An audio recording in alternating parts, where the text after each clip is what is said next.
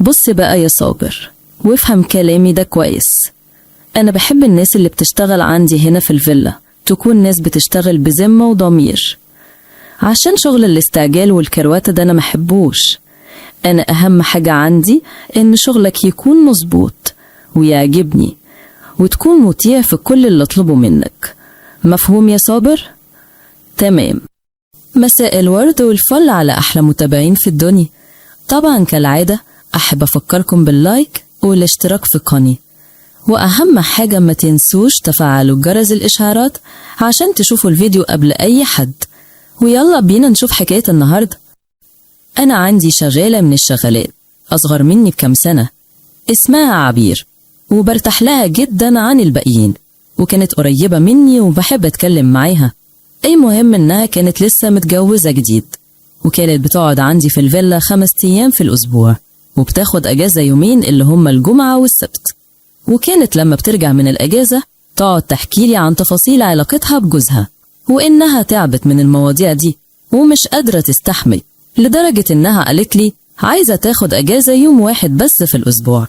أنا طبعا كنت بسمع منها الكلام ده وأقول في عقلي هي البت دي عبيطة ولا إيه؟ هو في واحدة تطول راجل زي ده؟ ولا هو فعلا إن محدش بيعرف قيمة النعمة غير اللي مفتقدها؟ المهم إنها من كتر كلامها عن جوزها خلتني بقيت نفسي أشوفه، واتمنيت أتجوز راجل زيه كده. لحد ما في يوم كانت راجعة من الأجازة زعلانة على عكس عادتها، وعرفت منها إن جوزها استغنوا عنه في شغله وبقى قاعد من غير شغل. فعرضت عليها إنه يجي يشتغل عندنا في الفيلا أي حاجة، ويقيم معاها في أوضتها، ويبقوا مع بعض طول الوقت، ويبقوا ياخدوا يوم أجازة كل أسبوع يقضوه في بيتهم. وطبعا المسكينة ما تعرفش اللي بيدور في راسي وقتها، وعشان كده فرحت قوي وطلعت تجري تتصل بيه عشان تعرفوا إنها لقيت له شغل معاها في الفيلا. بس أنا مش عايزاكوا تستغربوا إني فكرت في جوزي الشغالة وقررت أخده منها لنفسي، وده طبعا لأسباب هقول لكم عليها. بس الأول أعرفكم بنفسي. أنا اسمي ناهد وعندي 33 سنة ومطلقة 3 مرات.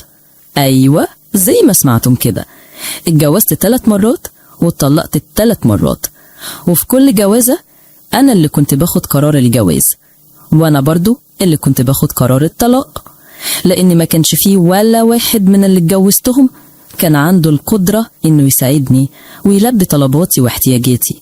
وده لأني ليا طلبات ومواصفات خاصة شوية، وأكيد انتوا فاهمين طبعا. وبرضو موضوع الطلاق والجواز ما كانش بيفرق معايا في حاجة، لأني من عيلة غنية جدا، ومش بيفرق معايا مؤخر أو عفش أو حاجة من الحاجات اللي بتعمل مشاكل في مواضيع الطلاق. وبابا ما كانش بيعترض على قرار جوازي أو على قرار طلاقي، هو أهم حاجة عنده يشوفني سعيدة ومبسوطة وراضية. أول واحد اتجوزته كان ابن صاحب بابا، وكان من سني، وكان بينا قصة حب قبل الجواز. لكن بعد ما اتجوزته لقيته ضعيف، وبصراحة لقيت حياتي مملة وملهاش طعم، وحسيت اني مش عايزة اكمل في الوضع ده، فطلبت الطلاق واتطلقت. وتاني واحد كان زميلي في الجامعة، ولما عرف اني اتطلقت اتقدم لي واتجوزنا. بس اكتشفت بعد الجواز انه تافه ودماغه فاضية، وبرضه ضعيف جدا وروتيني بشكل مستفز، وبرضه زهقت منه واتطلقت بعد وقت قصير وبقيت مطلقة للمرة التانية. وتالت واحد كانت حكايته حكاية، قعدت معاه كام يوم بس وكان لازم اتطلق منه، لان ما كانش ينفع اكمل معاه، لانه ده بقى غطى على كل اللي قبله، وكان عايزني انا اللي مش عارفه اوصفها لكم ازاي دي، بس من الاخر كده طلع سوسن، اظن كده واضحه. المهم اني بقيت مطلقه للمره الثالثه وانا عمري 33 سنه، وما كنتش خلفت من اي واحد منهم. بصراحة أنا اللي كنت رافضة موضوع الخلفة ده تماما، لأني مش بحب الأطفال ولا فيا دماغ للمسؤولية، ولا بتحمل الزن والعياط والطلبات بتاعتهم. وطبعا في الوقت اللي كانت عبير بتحكي لي فيه عن جوزها كان عندي احتياجات ومحتاجة إنها تنطلق معي. المهم إنها اتصلت بيه وقالت له يجي قابلني فورا، وأول ما شفته ما صدقتش إن ده جوزها، لأني لقيته شاب زي القمر وطول بعرض، وكمان جسمه رياضي، وواضح من طريقة كلامه إنه متعلم. وغير كده مهندم في نفسه ووسيم، وتقريبا من سني أو أصغر مني حاجة بسيطة. ولاحظت إنهم بيحبوا بعض ومتفاهمين، وكان بقالهم 1.5 سنة متجوزين ولسه ما عندهمش أولاد. وفعلا بدأ شغل في الفيلا، وهو ما كانش ليه شغل معين، كان يعني شوية في الجنينة وشوية يغسل العربية، يروح يجيب طلبات ويقضي مشاوير وكده، يعني بتاع كله زي ما بيقولوا. وبصراحة كان شاطر ومهذب ومطيع، وبيعمل كل اللي يقدر عليه عشان يرضيني.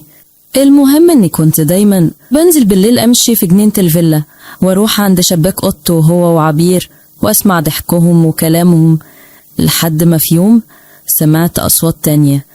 وطبعا كان واضح قوي من صوت عبير وحفلة الاوبرا اللي كانت عاملاها عبير ان سببها جوزها. وطبعا ما خبش عليكم انا وقتها حصل لي ايه، واتمنيت اكون انا مكانها في الوقت ده.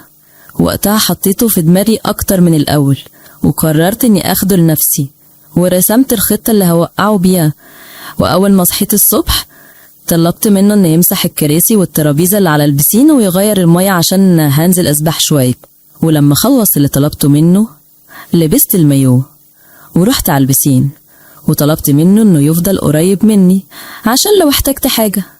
وطبعا هو اول ما شافني اتهبل، وكان بيكلمني وهو بيمسح في عرقه وهو بيبص في الارض، وبيخطف النظرات بين اللحظة والتانية. ولما نزلت المية سبحت شوية، وبعدها عملت ان مسكني شد عضلي في رجلي ومثلت اني هغرق. وهو طبعا في ثواني كان نط في البسين وشالني وخرجني. ووقتها كان ضارب اللخمة وملبوخ ومكسوف على الآخر. فقلت له هو انت مكسوف ولا ايه يا صابر؟ فقال لي طبعا يا هانم لازم اخجل من حضرتك. فقلت له مع ان اللي يسمع صوت عبير بالليل ما يقولش يعني انك من النوع اللي بيتكسف. فلقيته قال لي انا قلت لها انك هتضحينا بصوتك ده. فانا ضحكت وقلت له مفيش فضايح ولا حاجة طالما في الحلال، وهي ست ونفسها تفرح. فقال لي لا، نفسها تفرح ولا حاجة، دي كمان مش بتفكر في المواضيع دي ولا بتحبها من أساسه. فقلت له عشان ما بتفهمش ومش مقدرة النعمة اللي معاها.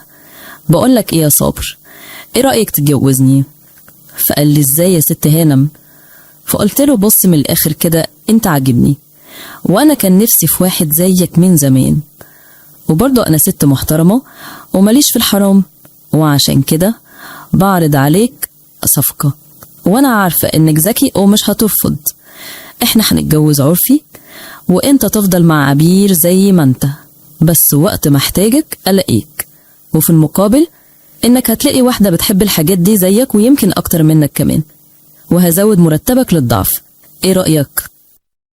ودلوقتي عدى على جوازنا 6 شهور وانا مبسوطة قوي معاه، وبصراحة شفت معاه اللي عمري ما شفته، وحسيت معاه أحاسيس عمري ما حسيتها مع أي واحد من ال3 اللي اتجوزتهم. واكتشفت إن عبير كان عندها حق في كل كلمة قالتها عنه.